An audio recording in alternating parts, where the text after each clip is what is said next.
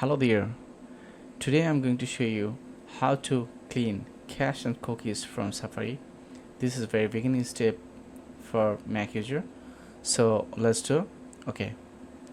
First of all, here I'll go to the settings and advanced tools.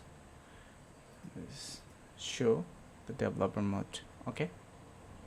I'll be able to see the developer.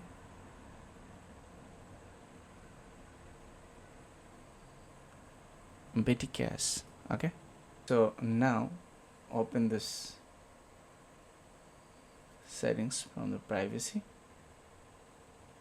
then I'll go to the Safari tab and the settings, okay, and the privacy tabs. Okay, let's open the manage data. Okay, all data and all things will be appeared here. So I'll remove from all data. Okay, it's all done. I think all data results is done. It's clean now.